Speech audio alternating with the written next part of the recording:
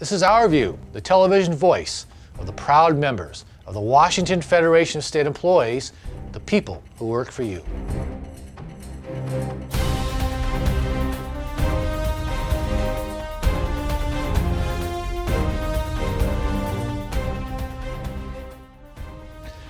It is the state employees who keep our community colleges and universities running. You would think there would be some more respect for those workers from the administration of those schools. You'd think that, but you'd be wrong. Recently, the workers at South Seattle College held a noontime rally to express their dissatisfaction and were supported by students and community groups. South Seattle administration tried to get around the NAACP. President Audley stated that the workers are under the CBA of whoopsie and he will only bargain with them. But what he failed to realize is that students is not under any collective bargaining, and when you violate the civil rights of people, it then becomes a problem whereby the NAACP chooses to step in.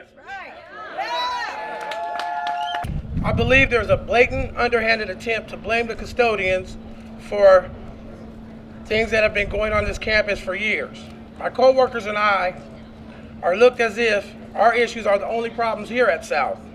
We know that's not true because there's been concerns brought to the attention of the administration involving not only staff, but students as well. I'm here to take a stand against workplace bullying, discrimination, and harassment. And if I am no longer accepted or liked because of this, I am willing to accept the retaliation that I will face for standing what I believe in, more importantly, for what is right, fair, and just. Thank you. Really clearly from listening to the custodians themselves, all people want to do is be heard. All along, I think it would have been much better if management had been meeting with the custodial group directly to work out solutions, instead of circulating a report from an investigation that was just totally dismissive of their concerns. So, and also the bullying, harassment, and mean-spirited treatment of workers is not something that's limited to South Seattle College at all, or to the custodial group. I mean, there's all kinds of pervasive mistreatment in other campuses. We've recently had a rally that our union participated at Green River Community College where there's rampant retaliation against people who raise these issues and other things. And there's all kinds of abuse of the custodial workforce at the University of Washington. I ask the administration here today to stop taking a back seat to very real issues, to end the use of intimidation and stop covering up the truth. They need to be here working with the union and their employees to solve all issues here and now. I ask the students to hold the administration accountable for the response to issues of racism on campus, to do more than just put up hate-free zone signs, and to hire unbiasedly and stop using fear again as a tool to keep employees and students from reporting incidents of racism. That's right. Hold them accountable. Thank you. No justice, no peace. No justice, no peace. No justice, no peace. No justice, no peace. No justice, no peace. Another year, another Workers' Memorial Day, and once again, the most dangerous workplace in Washington is Western State Hospital. It is a dangerous job we do. Caring for the mentally ill is, for many of us, our life's work. We love our jobs. We need to be able to perform our work in a safety-conscious workplace. There is changes needed to be made. We demand a culture of safety in this place.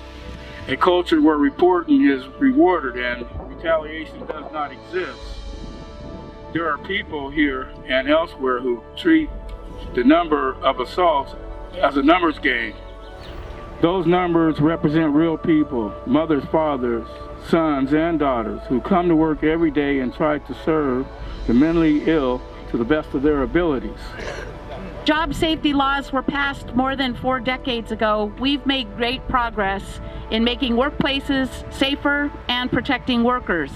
Fewer workers are being killed on the job, but we know that even one death is one too many, and having to tell that family that their loved one is not coming home when all they did was go to work trying to make a fair day's wages. That's one too many. The progress didn't just happen because laws were passed. It also happened because workers and their unions organized, fought, and demanded action from employers and the government. Virtually every safety and health protection on the books today is because of working men and women who joined together in unions to win these protections. State children's social workers recently caught the imagination of the public and caused a social media sensation when they placed baby dolls, hundreds of baby dolls, nicknamed Baby Jaden, at landmarks around Seattle. It was about reasonable caseloads and caring for kids. Each of the Baby Jaden dolls carried a card asking those who came across them to post a message on social media urging the governor and lawmakers to do more to lower caseloads and provide competitive pay to stop the recruitment and retention crisis among children's social workers. Expect more to come in the State House and at the bargaining table to protect kids. Public Service Recognition Week is a time when the community is reminded of the 24-hour-a-day services that makes a quality of life even possible.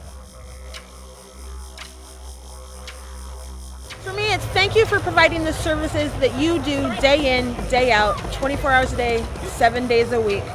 Providing the services to the citizens of Washington State, making sure that you have roads we can drive on, education, fair jobs, fair wages, a decent workplace to come to on a daily basis, and get the training needed to do the jobs that we do. This is a public service issue, and it's public service that matters, no matter if you're union or not.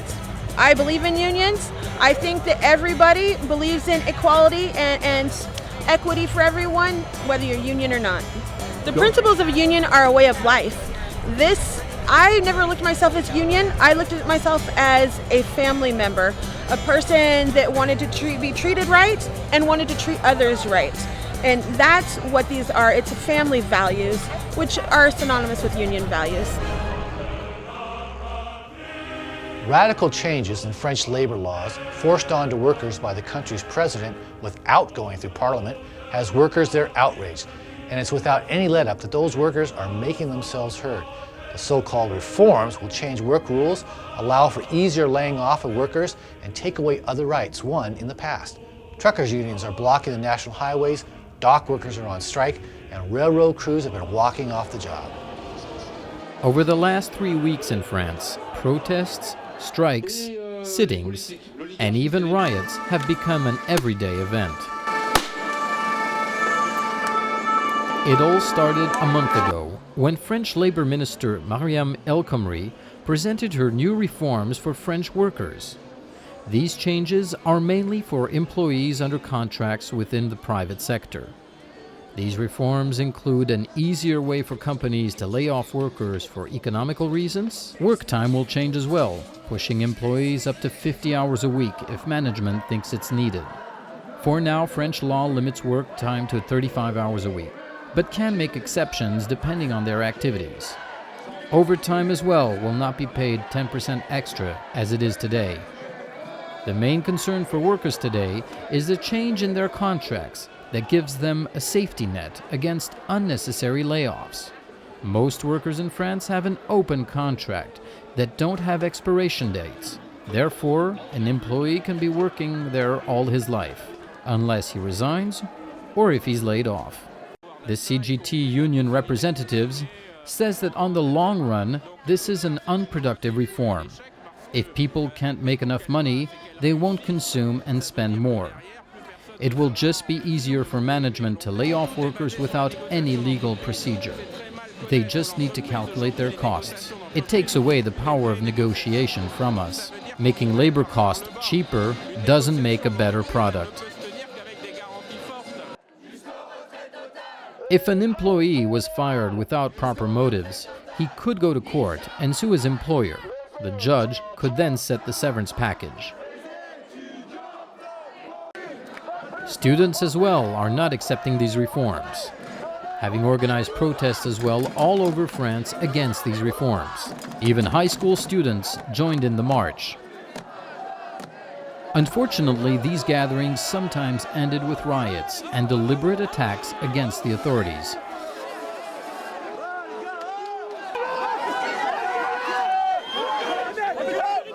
Following all these protests and a general disappointment from the French administration, some people started a new movement, Nuit debout, which means up all night, meeting every evening in Paris, Place de la République.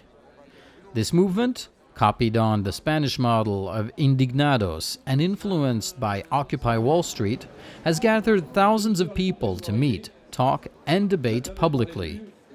We are occupying a place, and that is really important because it's a central place in Paris where a lot of people come in and just walk in, and it is a place where everybody can have debate and discussions, and the conversing struggles where everybody can argue their point of view. This organization was not started by any union, but by a group of people and an online petition that gathered over 1 million signatures. Then we made a video, a web page, and even an online radio, inviting people to join us and share their ideas and opinions. Benjamin Marcus for Our View, Paris, France. As we close this month's Our View, we remember the life and impact of Howard Jorgensen, who recently passed away. It was during his term that we won comparable worth and began the movement that became collective bargaining. Council 28 is one of the stronger AFSCME councils in the nation, due in part to another trait of Howard Jorgensen. Rather than gather personal power as a leader of the union, Jorgie mentored the leaders of the future. He was a man totally dedicated to the dignity of the people who perform public service. Elected officials knew that when Howard Jorgensen gave his word, it meant something. Also, when he fought for the rights of state employees, elected officials knew it would be a fierce fight. Jorgie certainly had adversaries in his constant work on behalf of justice for workers, but he had no enemies. No union, no worker had a better friend than Howard Jorgensen.